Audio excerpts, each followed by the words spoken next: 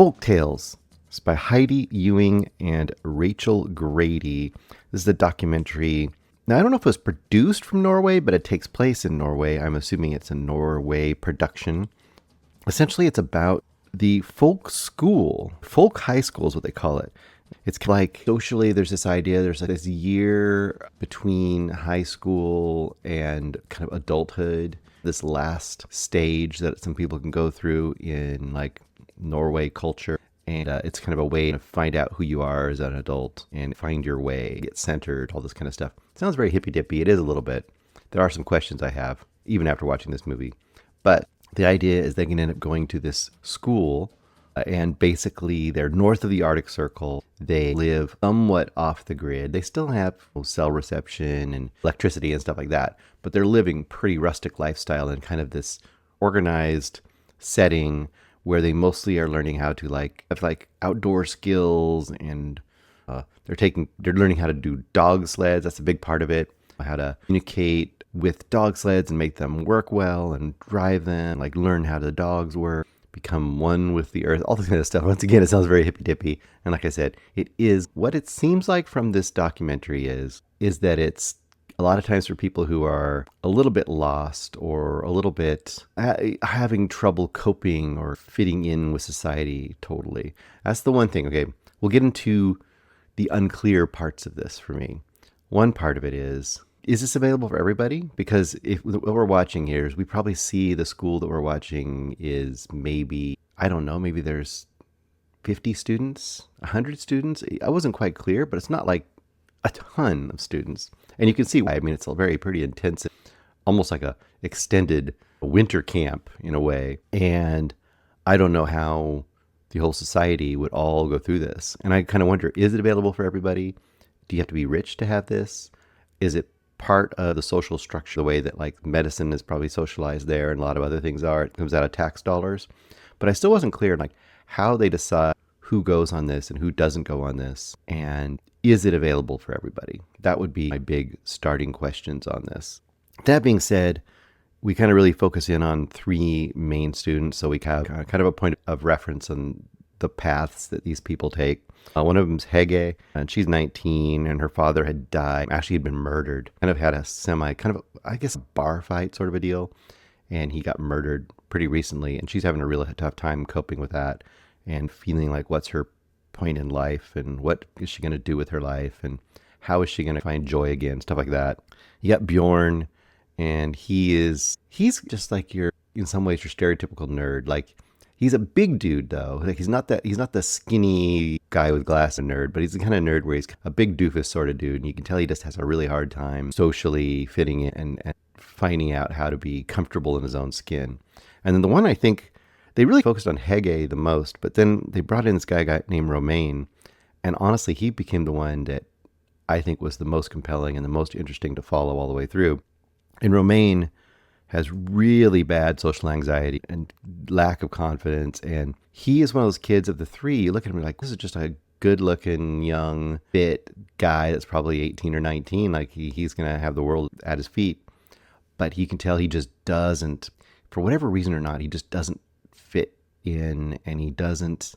It's almost like you get the feeling pretty early on that he has serious depression, and he's having a really hard time coping with life in general. And you see all this manifest as they go through the various things. Like one of the things is they just learning how to take care of the dogs and kind of meeting with the dogs and trying to like learn how to let go of their own ego a little bit. And how do you care for this being that we have here that we're going to use for a dog sled, but also going to just have as a companion of some sort. But with Romaine, he really connects really quickly with the dog, like as far as like it's something that like unconditionally gives him attention and love. But for everything else, he has a really hard time, like even connecting or engaging with the stuff they're trying to get them to do. For example, one of the big events they have in the school is they have this kind of a 2 or 3 day outing where essentially each student is on their own. There are people nearby to help them if it gets really bad. You can remember, this is like north of the Arctic Circle. I don't know, just a stone's throw from the Russian border. So everything here is like super old, super snowy. And they each have this like 3 day period where they're going to go out there. They basically just going to have a dog with them. They need to set up their own camp. They need to keep a fire going and try to get some kind of a shelter. They have like maybe just a tent, I think a small tent, and they just need to survive out there. It's not like they're going to let them die probably, but they have to the kids have to put in effort to make it physically and emotionally for this kind of 2-3 day little survival episode. And this Romaine kid, you can see, it's just not even, he's like wanders off to find the adults to say, hey, what am I supposed to eat? And like they keep telling him things like, hey, you got to wear a hat, dude. You got to wear something on your head. It's cold out here. And he's like, or gloves. And he's like, I don't want to wear gloves, that kind of thing. So this kid has a really hard time just engaging at the most basic level. And you watch his journey for this year. And I think, like I said, I think he's probably the most compelling as a story, in a sense, of watching this go. So overall, what's my take on Folktales? Interesting because it's something that doesn't really exist in the United States. And I think to a lot of degrees, I think the Nordic nations, you think of them as having, so like I said, again, socialized healthcare and all these other like social benefits. And a lot of the taxes are really high, but they're doing all these things for the social good. I think in most cases, I'm really supportive of a lot of those kind of things. And I think we very much, to our own detriment, don't even try to embrace some of these things that would be better for society, contributed from everybody in society. Once again, just a political idea. I think that it makes a lot of sense. The one big question I have with this is, after watching the whole thing, and it seems like a really positive kind of a program, but once again, I had nagging questions throughout the whole thing that I really wish the documentary would have addressed.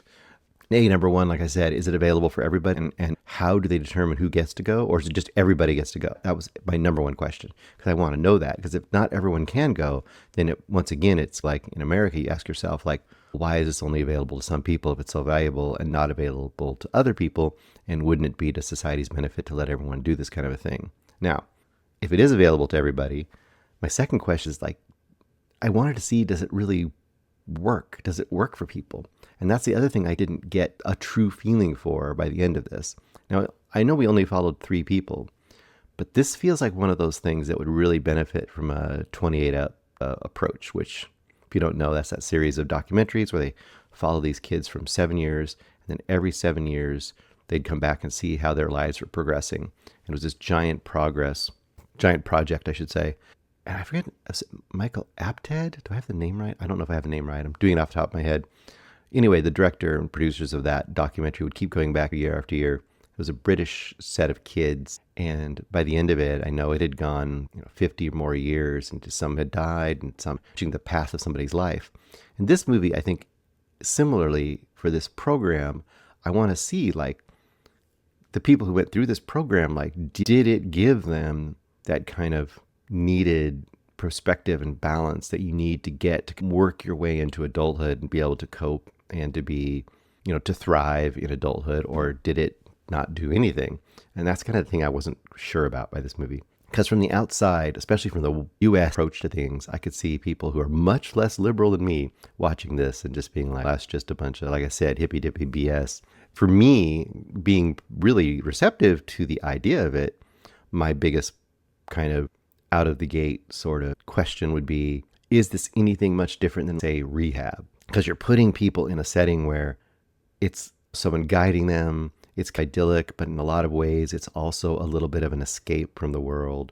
It's a little bit of, I don't know, like I said, summer camp / winter camp, where it's easy cope with things and find community and to find meaning and stuff when you don't have all these daily grind, responsibility, and things in the world that you can't avoid when you're out there having to make your own living and take care of yourself and make money and keep all those kind of things that are a lot harder to cope with than basically someone makes your food, you have a place to sleep, and you can learn how to take care of dogs and do a dog sled. I want to see how this translates to their real lives as time goes on. So that was my biggest gripes with this. I'd say I'd probably go 3.5 because I was engaged.